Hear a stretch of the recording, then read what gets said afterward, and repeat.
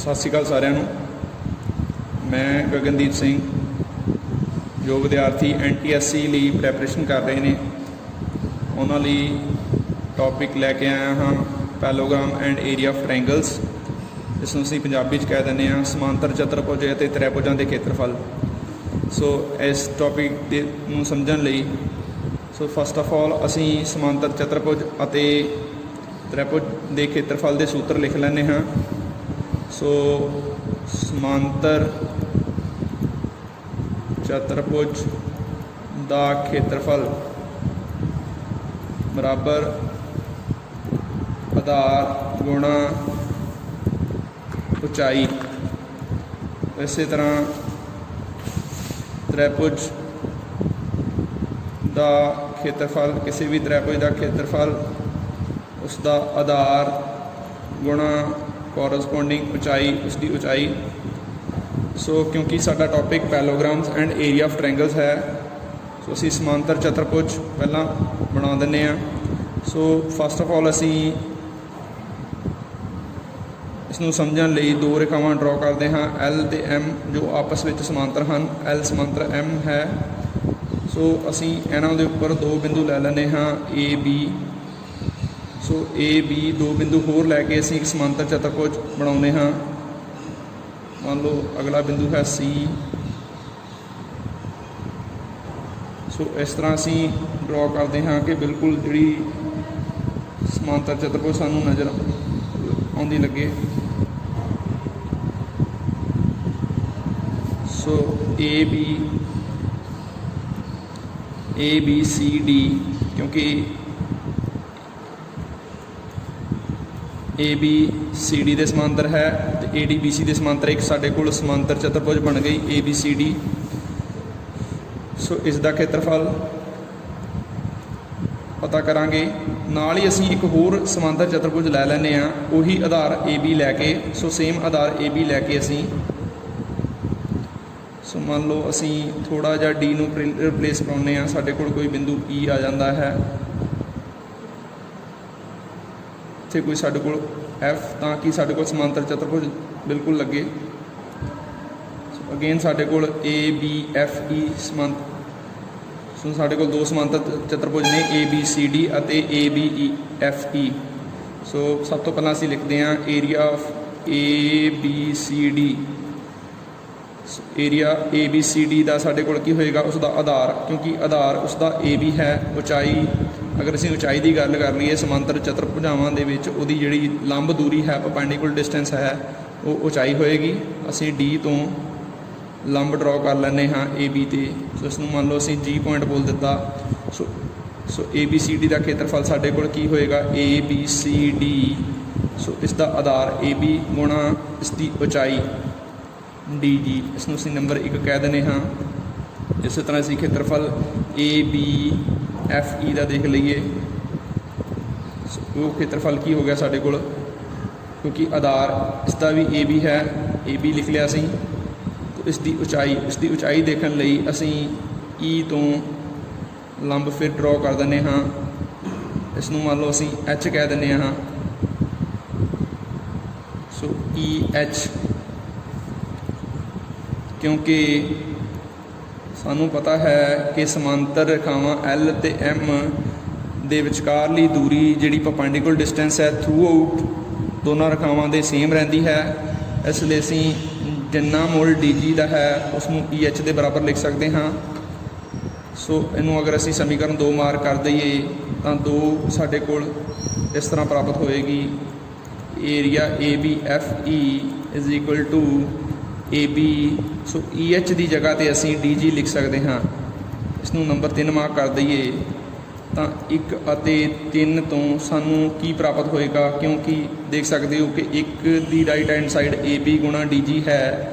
ਇਸੇ ਤਰ੍ਹਾਂ 3 ਸਮੀਕਰਨ ਦੇ ਵਿੱਚ ਵੀ ਸਾਡੇ ਕੋਲ ਰਾਈਟ ਹੈਂਡ ਸਾਈਡ ਜਿਹੜੀ ਆ A B ਗੁਣਾ D G ਹੈ। ਤਾਂ 1 ਅਤੇ 3 ਤੋਂ ਅਸੀਂ ਲੈਫਟ ਹੈਂਡ ਸਾਈਡ ਵੀ ਬਰਾਬਰ ਪ੍ਰਾਪਤ ਕਰਾਂਗੇ। Area A B C D ਬਰਾਬਰ ਹੈ area A B F E। ਸੋ ਇੱਥੋਂ ਅਸੀਂ ਕੀ ਕਨਕਲੂਡ ਕਰਦੇ ਹਾਂ ਕਿ ਦੋ ਸਮਾਂਤਰਾਂ ਵਿਚਕਾਰ ਬਣੀਆਂ ਸਮਾਂਤਰ ਚਤੁਰਭੁਜਾਵਾਂ ਸੋ ਇੱਕ ਸੀ ਸਾਡੇ ਕੋਲ ABCD, ਦੂਜੀ ਸੀ ਸਾਡੇ ਕੋਲ ABFE, ਕਿਉਂਕਿ ਇਹ ਜਿਹੜੀਆਂ ਸਮਾਂਤਰ ਚਤੁਰਭੁਜਾਵਾਂ ਇੱਕੋ ਹੀ ਆਧਾਰ AB ਦੇ ਬਣੀਆਂ ਸੀ ਅਤੇ ਇੱਕੋ ਹੀ ਸਮਾਂਤਰਾਂ ਵਿਚਕਾਰ ਬਣੀਆਂ ਸੀ।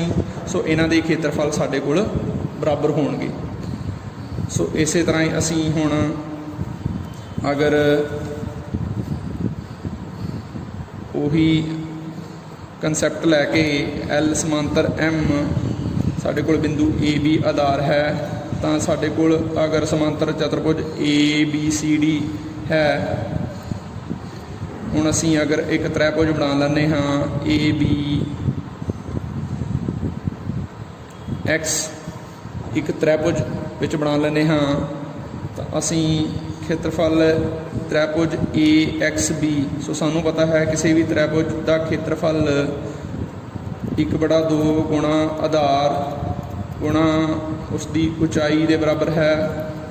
ਤਾਂ 1/2 ਅਗਰ ਉਸੇ ਤ੍ਰੈਭੁਜ ਦਾ ਆਧਾਰ ਵੀ AB ਹੈ ਤਾਂ ਉਸ ਦੀ ਉਚਾਈ ਨੂੰ ਮਾਪਣ ਲਈ ਅਸੀਂ X ਤੋਂ, ਕਿਉਂਕਿ ਸਾਨੂੰ ਪਤਾ ਹੈ ਕਿ ਦੋ ਸਮਾਂਤਰ ਰੇਖਾਵਾਂ ਦੇ ਵਿੱਚ ਜਿਹੜੀ ਲੰਬ ਦੂਰੀ ਹੈ ਇਹਨੂੰ ਅਸੀਂ ਮਾਰ ਕਰ ਦਈਏ XY, ਤਾਂ AXB ਦਾ ਖੇਤਰਫਲ ਇਸ ਚਿੱਤਰ ਦੇ ਵਿੱਚ ਸਾਡੇ ਕੋਲ ਆ ਰਿਹਾ ਹੈ AB ਗੁਣਾ ਆਧਾਰ AB 1/2 ਗੁਣਾ ਆਧਾਰ AB ਗੁਣਾ XY। ਇਸੇ ਚਿੱਤਰ ਦੇ ਵਿੱਚ ਅਗਰ ਅਸੀਂ ਏਰੀਆ ਪੈਲੋਗ੍ਰਾਮ ABCD ਦੇਖੀਏ ਤਾਂ ਉਹ ਆਏਗਾ ਸਾਡੇ ਕੋਲ ਉਸ ਦਾ ਆਧਾਰ ਗੁਣਾ ਉਚਾਈ। ਅਗਰ ਅਸੀਂ D ਤੋਂ ਲੰਬ ਖਿੱਚਦੇ ਹਾਂ, ਇਸ ਨੂੰ G ਪੁਆਇੰਟ ਕਹਿ ਦਿੰਦੇ ਹਾਂ। ਸੋ ਆਧਾਰ ਸਾਡੇ ਕੋਲ AB ਹੈ ਅਤੇ ਲੰਬ ਦੂਰੀ ਸਾਡੇ ਕੋਲ DG ਹੈ। ਫਿਰ ਅਸੀਂ ਕਹਿ ਸਕਦੇ ਹਾਂ ਕਿਉਂਕਿ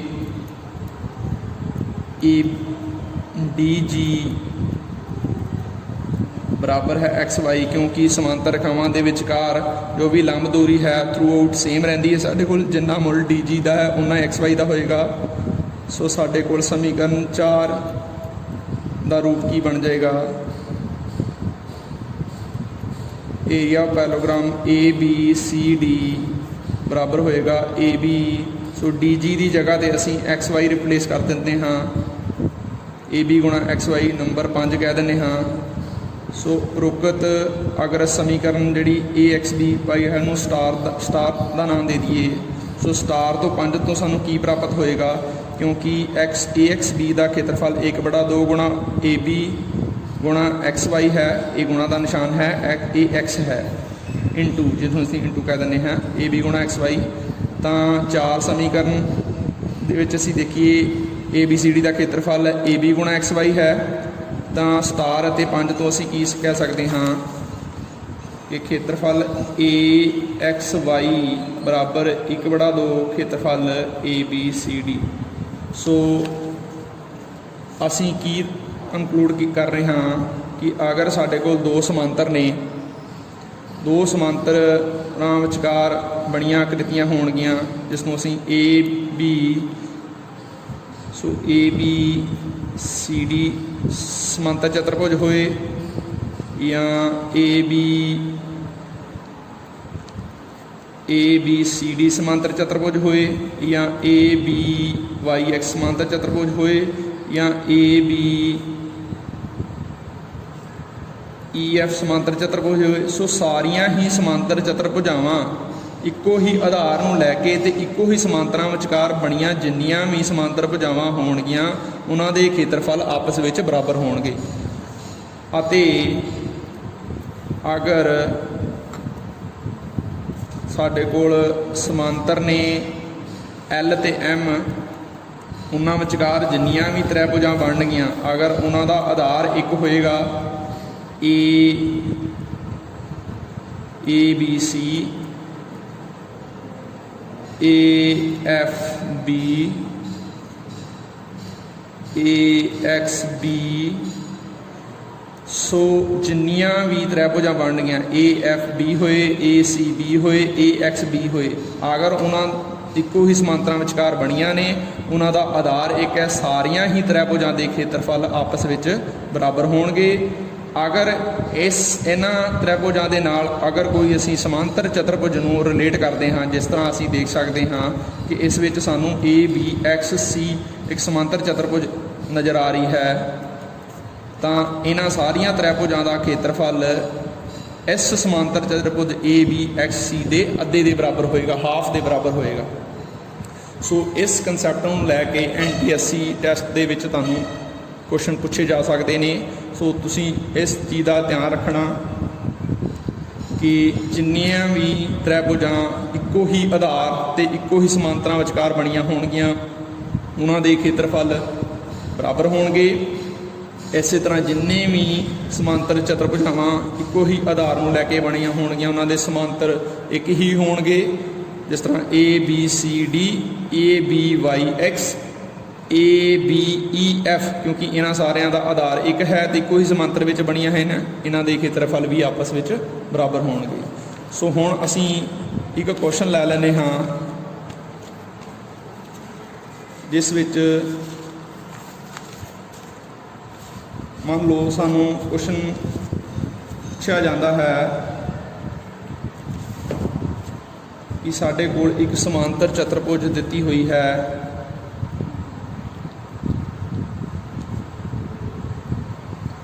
ABCD ਇੱਕ ਸਮਾਂਤਰ ਚਤੁਰਭੁਜ ਹੈ। AEDC ਦੇ ਸੋ ਅਗਰ ਅਸੀਂ ਪੁਆਇੰਟ ਨੂੰ ਥੋੜ੍ਹਾ ਜਿਹਾ ਸ਼ਫਲ ਕਰ ਲਈਏ, ABCD ਇੱਕ ਸਮਾਂਤਰ ਚਤੁਰਭੁਜ ਹੈ ਤਾਂ AE ਜਿਹੜਾ ਹੈ ਲੰਬ ਹੈ DC ਤੇ, ਇਸੇ ਤਰ੍ਹਾਂ CF ਲੰਬ ਹੈ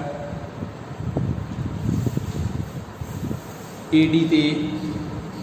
ਸੋ ਕਿਉਂਕਿ ਸਾਨੂੰ ਜੋ ਵੀ ਦਿੱਤਾ ਹੋਇਆ ਹੈ ABCD ਇੱਕ ਸਮਾਂਤਰ ਚਤੁਰਭੁਜ ਹੈ,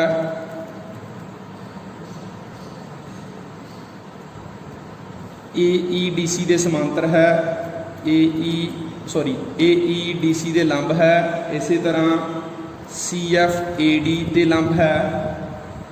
ਸੋ ABCD ਦਾ ਖੇਤਰਫਲ, ਸੋ ਪੈਲੋਗ੍ਰਾਮ ਦਾ ਖੇਤਰਫਲ ਕਿਹਦੇ ਬਰਾਬਰ ਹੁੰਦਾ ਹੈ? ਆਧਾਰ ਗੁਣਾ ਉਚਾਈ।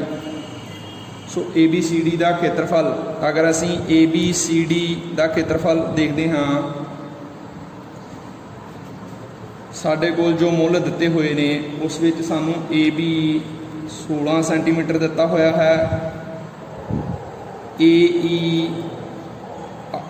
AB 16 ਸੈਂਟੀਮੀਟਰ ਦਿੱਤਾ ਹੋਇਆ ਹੈ, AE ਦਾ ਮੁੱਲ ਸਾਨੂੰ 8 ਸੈਂਟੀਮੀਟਰ ਦਿੱਤਾ ਹੋਇਆ ਹੈ, CF ਦਾ ਮੁੱਲ ਸਾਨੂੰ 10 ਸੈਂਟੀਮੀਟਰ ਦਿੱਤਾ ਹੋਇਆ ਹੈ, AD ਅਸੀਂ ਪਤਾ ਕਰਨਾ ਹੈ। ਸੋ ABCD ਦਾ ਖੇਤਰਫਲ ਅਸੀਂ ਲਿਖ ਸਕਦੇ ਹਾਂ, ਜੇ ਅਸੀਂ ABCD ਦਾ ਖੇਤਰਫਲ ਜੇ DC ਨੂੰ ਆਧਾਰ ਲੈਂਦੇ ਹਾਂ ਤਾਂ ਲੰਬ AE ਹੋਏਗਾ, ਜਾਂ ਅਗਰ ਅਸੀਂ AD ਨੂੰ ਆਧਾਰ ਲੈਂਦੇ ਹਾਂ ਤਾਂ ਲੰਬ CF ਹੋਏਗਾ। ਕਿਉਂਕਿ ਸਾਡੇ ਕੋਲ ਅਸੀਂ AD ਪਤਾ ਕਰਨਾ ਹੈ। ਸੋ AB ਦਾ ਮੁੱਲ 16 ਸੈਂਟੀਮੀਟਰ ਦਿੱਤਾ ਹੈ, ਸੋ ਸਾਹਮਣੇ ਵਾਲੀ ਭੁਜਾ ਵੀ 16 ਸੈਂਟੀਮੀਟਰ ਹੋਏਗੀ। ਸੋ 16 ਗੁਣਾ AE ਦਾ ਮੁੱਲ ਸਾਨੂੰ 8 ਸੈਂਟੀਮੀਟਰ ਦਿੱਤਾ ਹੋਇਆ ਹੈ। ਸੋ AD ਦਾ ਮੁੱਲ ਸਾਨੂੰ ਕਿੰਨਾ ਦਿੱਤਾ ਹੋਇਆ ਹੈ? AD ਦਾ ਮੁੱਲ ਸਾਨੂੰ ਅਸੀਂ ਪਤਾ ਕਰਨਾ ਹੈ। CF ਸਾਨੂੰ ਦਿੱਤਾ ਹੋਇਆ ਹੈ 10 ਸੈਂਟੀਮੀਟਰ। ਸੋ 16 ਸੈਂਟੀਮੀਟਰ ਗੁਣਾ 8 ਸੈਂਟੀਮੀਟਰ ਬਰਾਬਰ AD ਗੁਣਾ 10 ਸੈਂਟੀਮੀਟਰ। ਸੋ 16 ਗੁਣਾ 8 ਸੈਂਟੀਮੀਟਰ ਦਾ ਵਰਗ ਬਟਾ 10 ਸੈਂਟੀਮੀਟਰ ਇੱਧਰ ਆ ਜਾਏਗਾ। ਸੋ 1 ਸੈਂਟੀਮੀਟਰ ਨਾਲ ਸੈਂਟੀਮੀਟਰ ਕੈਂਸਲ ਹੋ ਜਾਏਗਾ। ਸੋ 16 ਨੂੰ 8 ਨਾਲ ਗੁਣਾ ਕਰਦੇ ਹੋਏ 128 ਪ੍ਰਾਪਤ ਕਰਦੇ ਹਾਂ ਬਟਾ 10, ਜਾਂ AD ਦਾ ਮੁੱਲ ਸਾਡੇ ਕੋਲ 12.8 ਸੈਂਟੀਮੀਟਰ ਆ ਜਾਂਦਾ ਹੈ। ਸੋ ਇਸ ਤਰ੍ਹਾਂ ਦੀਆਂ ਜਿਹੜੀਆਂ ਪ੍ਰੋਬਲਮਸ ਤੁਹਾਨੂੰ ਪੇਪਰ ਦੇ ਵਿੱਚ ਡਿਸਕਸ ਕਰਨ ਲਈ ਆ ਸਕਦੀਆਂ ਹਨ। ਸੋ ਹੋਰ ਵੀ ਪ੍ਰੋਬਲਮਸ ਇਸ ਦੇ ਰਿਗਾਰਡਿੰਗ ਆ ਸਕਦੀਆਂ ਹਨ ਤੁਹਾਨੂੰ ਸਮਾਂਤਰ ਚਤੁਰਭੁਜ ਦੇ ਵਿੱਚ। ਸੋ ਇਹ ਜਿਹੜਾ ਕਨਸੈਪਟ ਲਈ ਸਮਾਂ ਦਿੱਤਾ ਗਿਆ ਸੀਗਾ, ਸੋ ਲਗਭਗ 15 ਮਿੰਟ ਦਾ ਸੀਗਾ। ਇਸ ਦੇ ਰਿਲੇਟਡ ਅਗਰ ਹੋਰ ਵੀ ਕੋਈ ਪ੍ਰੋਬਲਮ ਹੋਣਗੀਆਂ ਬੱਚਿਆਂ ਦੀਆਂ ਤਾਂ ਜ਼ਰੂਰ ਡਿਸਕਸ ਕਰਾਂਗੇ।